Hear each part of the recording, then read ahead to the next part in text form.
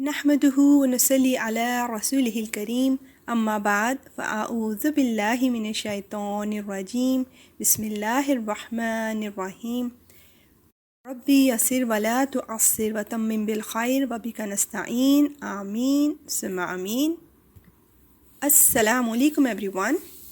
تو آج کا کویسچن ہے، ایمان سے خالی انسانوں میں کس قسم کی ناپاکی پائی جاتی ہے؟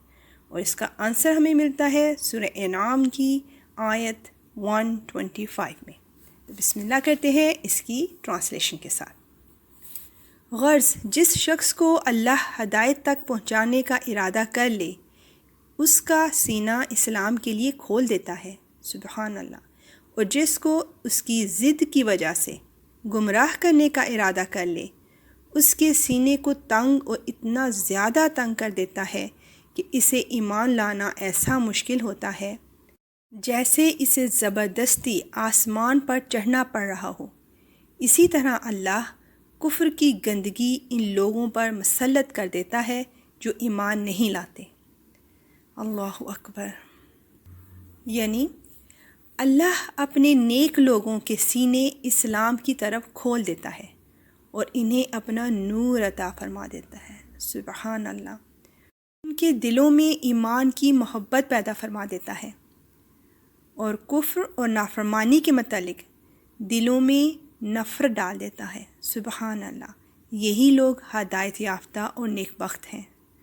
حضور صلی اللہ علیہ وآلہ وسلم سے سوال ہوا کہ سب سے زیادہ دانا یعنی عقل مند کون سا مومن ہے؟ فرمایا، سب سے زیادہ موت کو یاد رکھنے والا اور سب سے زیادہ موت کے بعد کی زندگی کے لیے تیاریاں کرنے والا۔ حضور صلی اللہ علیہ وآلہ وسلم سے اس آیت کے متعلق سوال ہوا تو فرمایا کہ اللہ اس کے دل میں ایک نور ڈال دیتا ہے جس سے اس کا سینہ کھل جاتا ہے۔ لوگوں نے اس کی نشانی دریافت کی تو فرمایا، جنت کی طرف جھکنا اور اس کی جانب رغبت کامل رکھنا اور دنیا کے فریب سے بھاگنا اور الگ ہونا اور موت کے آنے سے پہلے تیاریاں کرنا، یہ سب ان کی نشانیوں میں ہیں، سبحان اللہ۔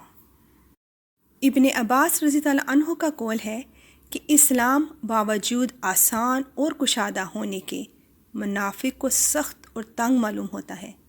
خود قرآن میں ہے، اللہ نے تمہارے دین میں کوئی تنگی نہیں رکھی، لیکن منافق کا شکی دل اس نعمت سے محروم رہتا ہے۔ اسے لا الہ الا اللہ کا اقرار ایک مصیبت معلوم ہوتا ہے۔ جیسے آسمان پر چڑھنا اس کے بس کی بات نہیں، اسی طرح توحید و ایمان بھی اس کے قبضے کی بات نہیں۔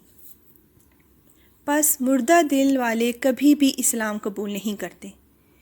اسی طرح اللہ تعالیٰ بے ایمانوں پر شیطان مقرر کر دیتا ہے جو انہیں بہکاتے رہتے ہیں اور خیر سے ان کے دل کو تنگ کرتے رہتے ہیں۔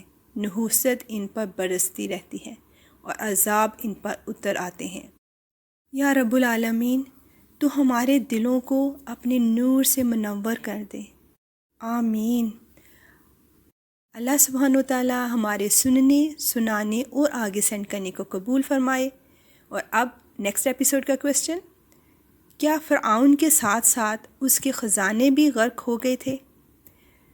اب اجازت، وآخر دعوانا ان الحمد للہ رب العالمین، سبحانک اللہم وبحمدک، اشہد ان لا الہ الا انت، استغفرک واتوب الیک۔ السلام علیکم ورحمۃ اللہ وبرکاتہ۔